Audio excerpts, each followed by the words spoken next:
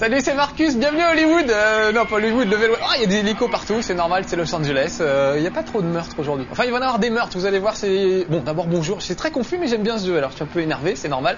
Le jeu s'appelle Devil Inside, c'est français, monsieur. C'est, Hubert Chardot qu'on avait rencontré à l'ECTS l'année dernière, je crois bien, qui est un des auteurs de Alone in the Dark, voilà, il a participé, enfin, il a créé ce jeu, qui est bien dans son esprit d'ailleurs. Je vais passer un peu l'intro.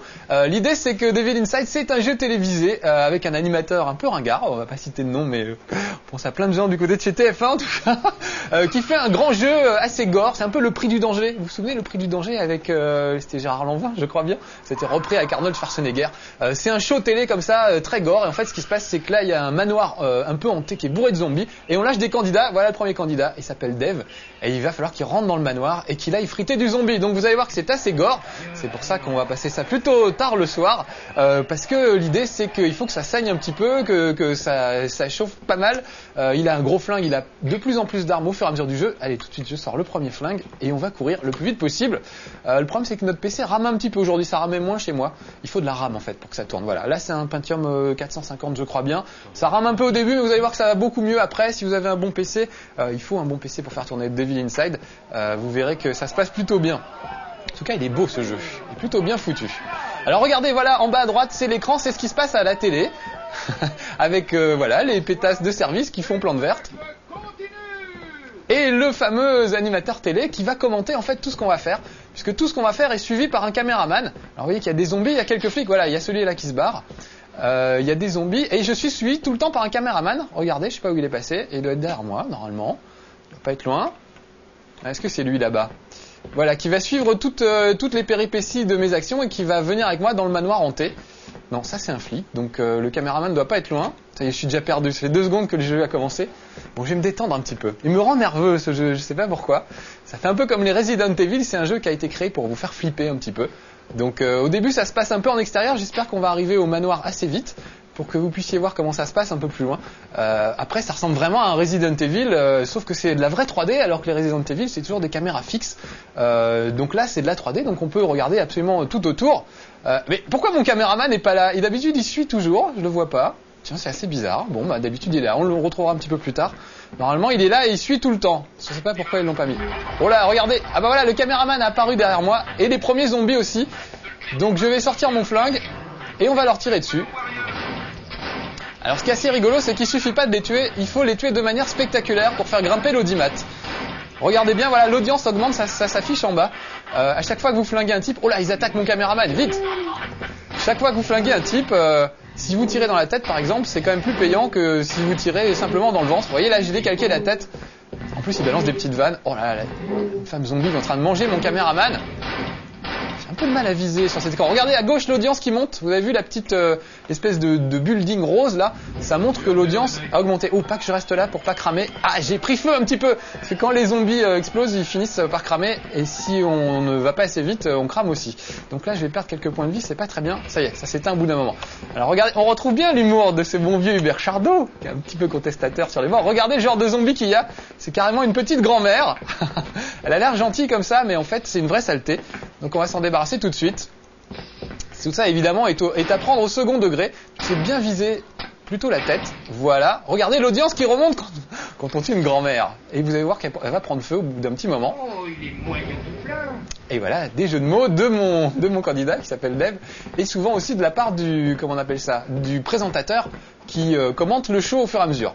Alors là, les petits postes de télé, ça permet de sauvegarder. Je vais peut-être pas le faire tout de suite parce que ça va, je suis encore en forme. Et là, il y a une drôle de cabane, donc on va essayer de rentrer à l'intérieur. Je vais ranger le flingue histoire d'ouvrir la porte. Donc ce jeu est pas mal, mais vous allez voir que la jouabilité est pas top. Regardez, exemple, j'ouvre la porte. En général, ça me fait reculer. Il y a certains trucs qui sont mal faits, comme les ouvertures de porte. Mais dans l'ensemble, ça va, on s'y habitue. Alors je regarde bien partout, je tourne avec la souris. Regardez, il y a un truc par terre. Et c'est une clé, super, ça va permettre d'ouvrir la porte, un portail qui se trouve un peu plus loin. Par contre, je suis en train de prendre feu, donc je vais sortir le plus vite possible. Le problème, c'est que les mouvements de caméra sont pas toujours très bien étudiés et on a parfois du mal à s'y repérer. Avant de sortir, je vais quand même aller au fond. Vous allez voir qu'on va récupérer un truc vachement intéressant. Voilà. C'est une espèce de tronçonneuse. Quand je vous disais que c'était plutôt du second degré, tout ça. C'est une scie circulaire, en fait, pas une tronçonneuse. Et ça va nous permettre de décapiter du zombie. Donc ce que je vais faire, je vais ressortir. On va aller par là-bas. J'ai mis un peu trop de sensibilité à la souris, ce qui fait que ça tourne un peu vite. Je vais sortir le flingue d'abord, parce que je sais qu'on m'attend derrière. Regardez, c'est bourré de zombies. Je vais reculer tout doucement. Ils sont pas mal faits, on se croirait vraiment dans un film de George Romero. Donc pour le moment, je vise la tête, mais on peut aussi viser les jambes, les bras, etc. On peut les faire partir par petits bouts. Mais la tête, c'est ce qui est le plus payant au niveau de l'audimat. À moins de faire des trucs rigolos, genre couper un bras, etc. Voilà, sur les vannes de Dev. Ah, j'aurais dû me barrer avant, parce que j'ai encore un petit peu pris feu. Bon, c'est pas trop grave. Vous voyez, ça s'éteint tout seul. Alors regardez le caméraman, comme je vous disais tout à l'heure. Donc lui, il prend des images, et on peut voir toutes ces images. Regardez, j'appuie sur F2, ça c'est la Spycam, c'est une caméra qui me suit tout le temps. Il y a une caméra vue d'hélicoptère. Et live, c'est ce qu'on voit en fait, c'est ce que voit le caméraman. Alors on peut afficher plein de caméras, regardez sur le côté. Voilà, on peut afficher toutes les caméras sur le côté. Qu'est-ce que j'ai fait? Ah, ça c'est mon inventaire. Bah ça tombe bien, regardez. Je vais prendre le spécial barbecue. Donc c'est la scie circulaire qu'on a récupérée tout à l'heure. Alors un truc rigolo, je peux passer en vue dans n'importe quelle vue sur la caméra principale. Ça c'est la caméra live. Donc c'est celle c'est l'image qui est en train de prendre le caméraman en fait. C'est pas toujours le plus facile pour se repérer, mais en tout cas ça vous permet de voir ce qu'il y a à l'antenne à ce moment-là. Je vais virer. Voilà, vous voyez, alors des fois c'est pas toujours bien cadré, il cadre comme il peut le gars, des fois il fait pas très bien son boulot. Donc le mieux c'est de prendre la Spycam, c'est encore la plus efficace. Je vais virer toutes les caméras, ça ralentira un petit peu moins le jeu. Ah, et tout de suite je vois un zombie. Donc je vais mettre à 4 pattes parce qu'on peut s'accroupir aussi, on va le laisser venir, vous voyez, il marche sur ses deux pattes. Il marchait sur ses 2 pattes parce que voilà, c'est tout ce qu'il en reste. Moi je peux faire des petites roulades sur le côté, etc. Ça permet de s'infiltrer à certains endroits.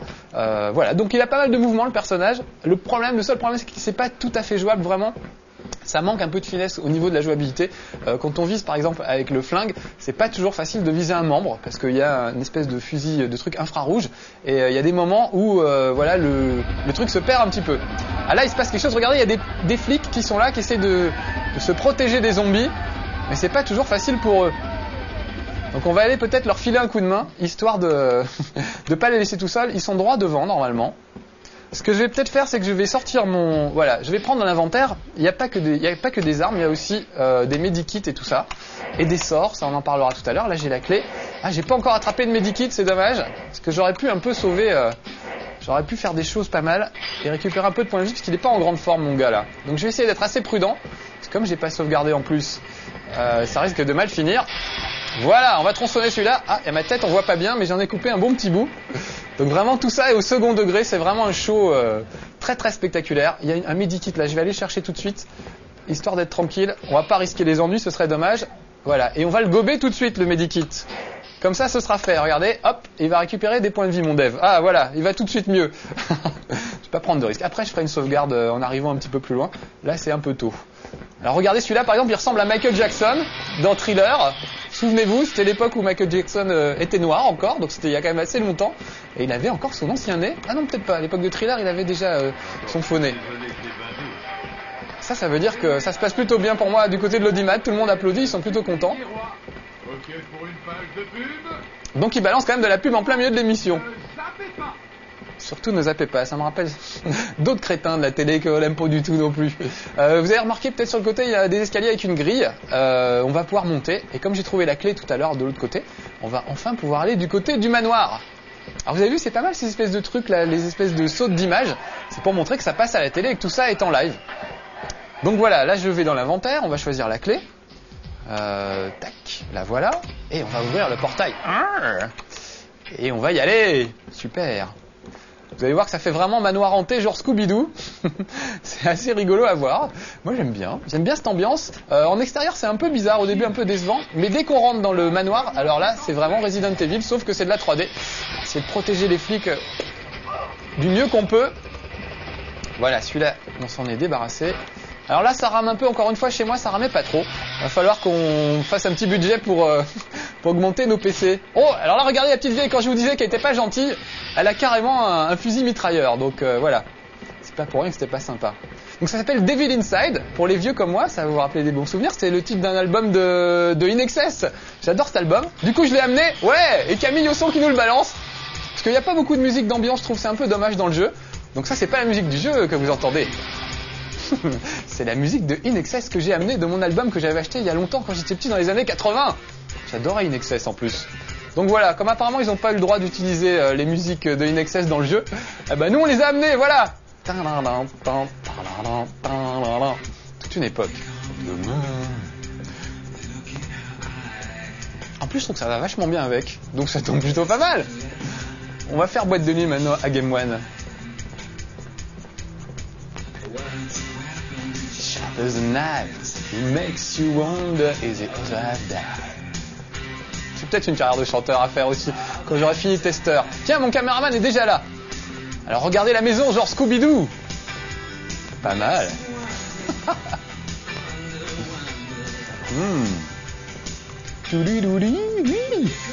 ah, quand je vous disais que ça ressemblait à Scooby-Doo, pas mal, hein. Bon allez, on va revenir sur l'ambiance du jeu parce que là ça va commencer à friter un petit peu.